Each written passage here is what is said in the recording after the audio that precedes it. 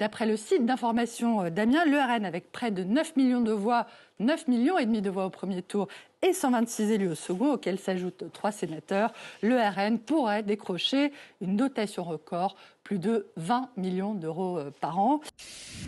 Et je ne dis même pas que c'est un parti raciste, parce que c'est un parti maintenant qui va avoir droit à sa part du gâteau.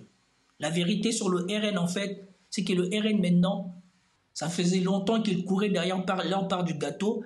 Ils ont risqué leur banqueroute financièrement parce qu'ils n'avaient toujours pas accès à leur part du gâteau. Aujourd'hui, les gens de l'intérieur de l'organisation RN, ils s'en foutent d'être supportés par des racistes.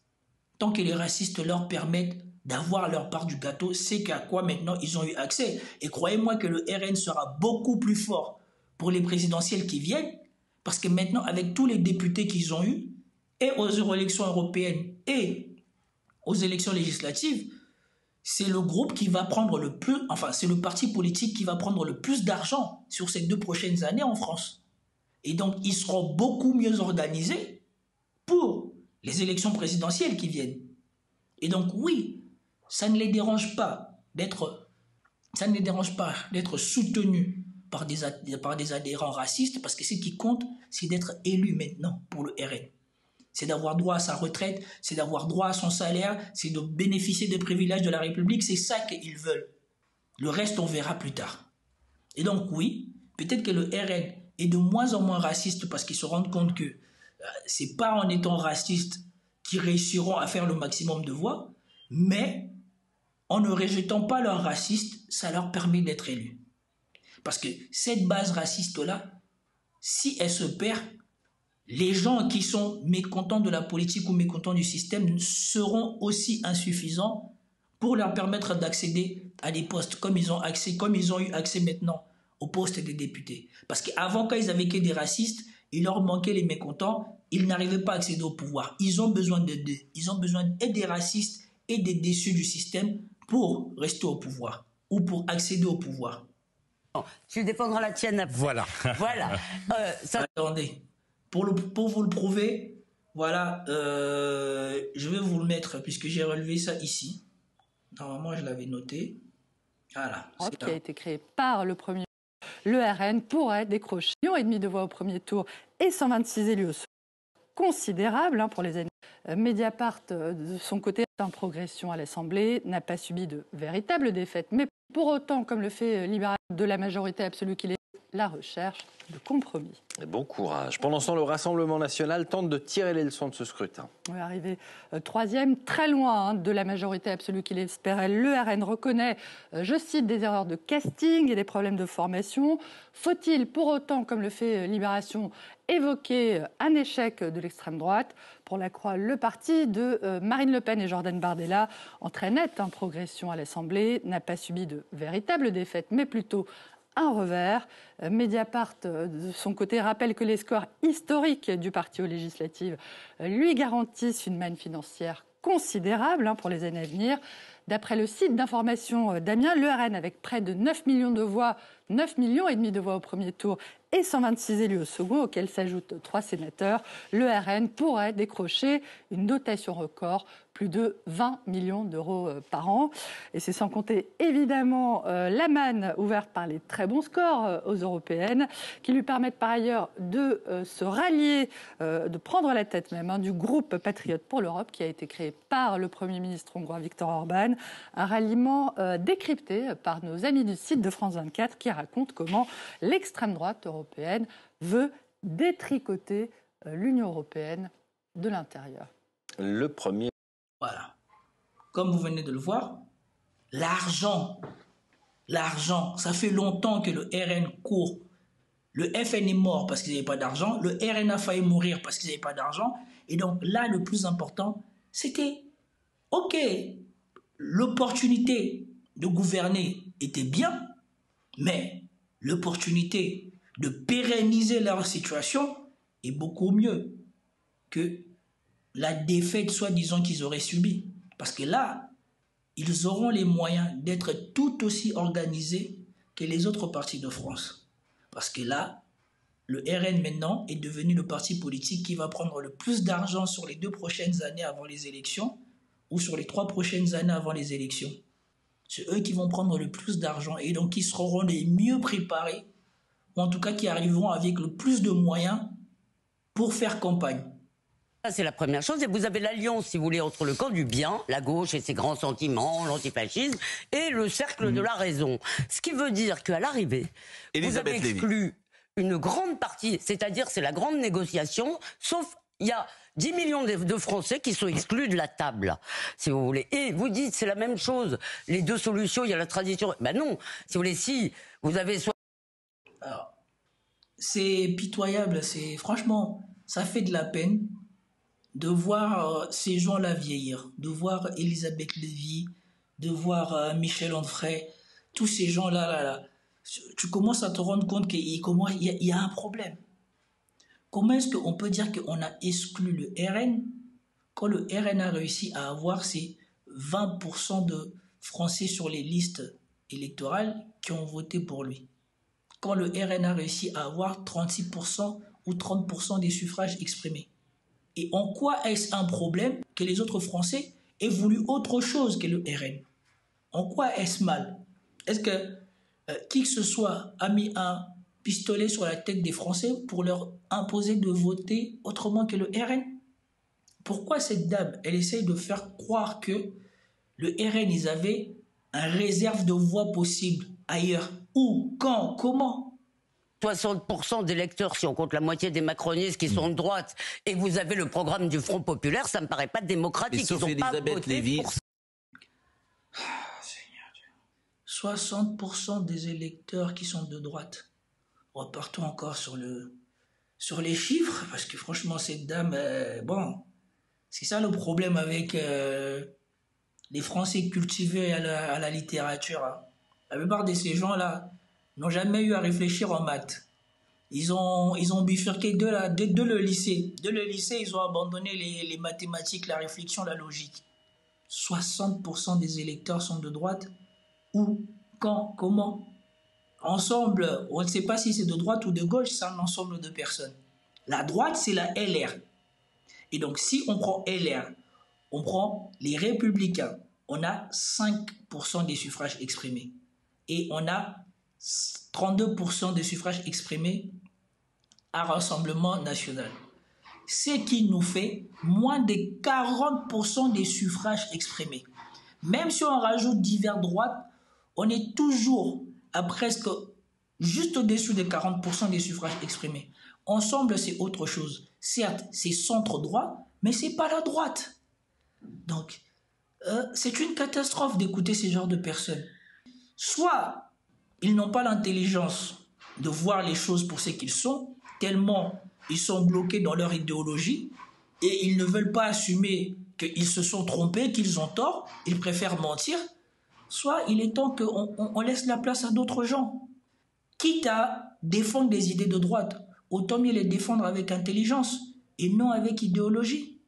Et quitte à défendre avec idéologie, mettez-y un peu d'intelligence, que des gens comme moi, on soit inopportun. Sauf Elisabeth Lévy, c'est pour ça que tout ça est contradictoire. Monsieur Fenech et ses anciens amis ne veulent pas de l'union des droites. Parce que le problème, il serait réglé s'il y avait une union des droites. Ouais. Donc, les 10 millions de Français que vous mettez de côté, c'est parce que le RN est incapable, ne peut pas, il le voudrait sans doute, il ne peut pas parce que vous avez la droite classique qui ne veut pas... J'aurais aimé vous entendre un tout petit peu susurrer que quand même ça résiste du côté des LR. Vous auriez, vous voyez, ça aurait chanté un petit peu effectivement à mes oreilles parce que... Mais grâce au désistement, franchement, mais grâce au... Ouais. Là, lui, il veut défendre sa paroisse. L'autre lui rappelle que c'est grâce au désistement que les LR sont revenus au Parlement. Et donc, ce n'est pas parce que les gens aiment le LR, c'est parce que la gauche a fait ce sacrifice.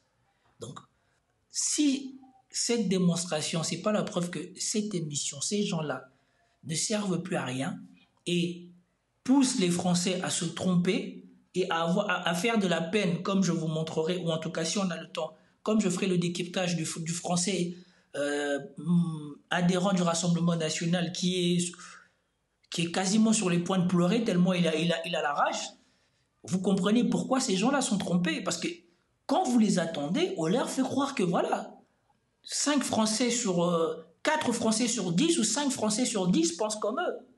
Alors que quand on regarde la réalité des chiffres, ils sont encore loin de ça. Ils sont à moins d'un Français sur 2 qui pensent comme eux. L'arrivée de votre ami Laurent Wauquiez à l'Assemblée nationale, c'est fantastique quand même. Il y a 60 députés. Si vous en satisfaisez, vous perdez des députés. Moi, je veux bien. Si vous pensez que les LR sont grands gagnants, ça, effectivement, j'avais pas imaginé. Écoutez ce que dit Philippe. Philippe Guibert, j'avais pas imaginé. Écoutez-le. Moi, je pense que personne n'a gagné.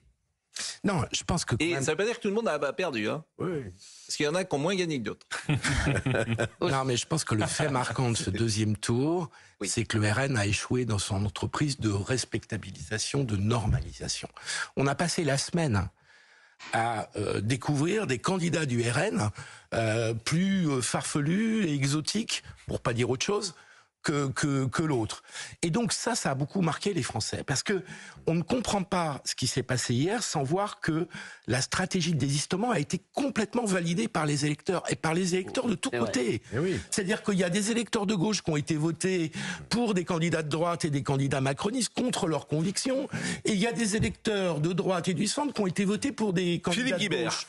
Et donc la stratégie de dévestement a été complètement validée par les électeurs, et que ce qui marque ça, c'est que le RN a quand même reculé de 3 cases dans sa stratégie de conquête du pouvoir. Et pour prolonger ce que vous dites, moi, ce qui me frappe, parce que j'ai jamais travaillé dans un parti politique, c'est quand même l'amateurisme.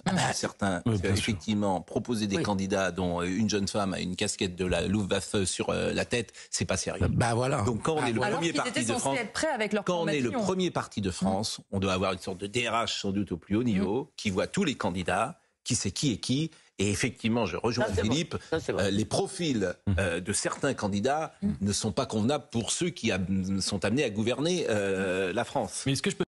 Voilà, le problème, c'est ça. C'est que vous avez cette personne-là qui ressemble, qui porte les idées de gauche dans cette émission. C'est Philippe Guibert. Qui vous dit ce que je vous ai dit. C'est que face à ce qu'on a vu, ou face à ce qu'on montrait le RN, à l'approche de l'éventualité qu'il puisse prendre le pouvoir, non seulement au niveau des cadres, au niveau du parti politique, au niveau de son organisation, au niveau de leurs adhérents, c'était une catastrophe. Eux-mêmes, déjà qu'ils n'avaient pas de réserve de voix, eux-mêmes, ils ont rendu impossible que les gens votent pour eux. Et ce qui me désole, c'est l'argumentation de Pascal Praud derrière. Il ne revient pas sur le fait que les gens du RN sont partis commencer à parler des binationaux. On a commencé à entendre leurs personnes parler de racisme. Marine Le Pen elle-même, elle est venue valider les propos racistes de la dame là sur l'émission Envoyé spécial. Sans compter celui qui disait qu'on va faire une épuration ethnique. Toutes ces choses-là, c'est ça qui a fait que n'importe quel Français de gauche ou de droite, je dis, mais attends, certes, il y a des étrangers en France, mais il y a aussi des étrangers qui sont bien. L'ami de mon fils qui va à l'école, le garçon qui travaille avec moi qui est d'origine étrangère, c'est quelqu'un de bien. Donc ça veut dire que tous ces gens-là, on va s'en prendre à eux parce que le Rassemblement national arrive au pouvoir. Et c'est ça qui a fait que les gens, ils les ont rejetés.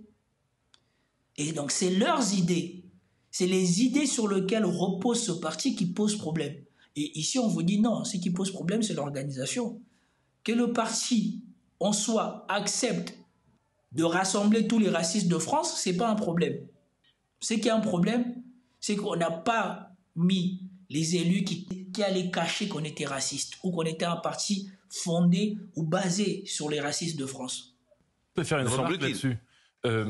Ce barrage républicain qui a fonctionné contre le RN, lors de ces élections, en effet, contrairement à ce qu'annonçaient les sondages quelques semaines auparavant, je pense qu'il faut le voir véritablement comme un sursis.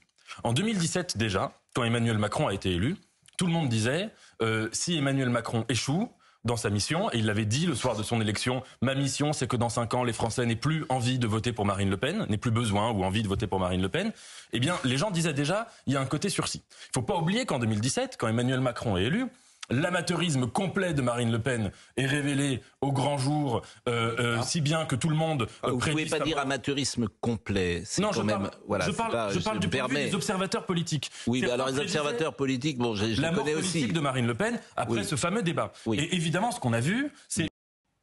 Ne voulais-je pas dire dans ma vidéo qu'elle a été nulle au débat contre Sarkozy? Et là, on pouvait comprendre, mais elle a été encore plus nulle contre Macron, là où il y avait beaucoup plus et beaucoup mieux à faire.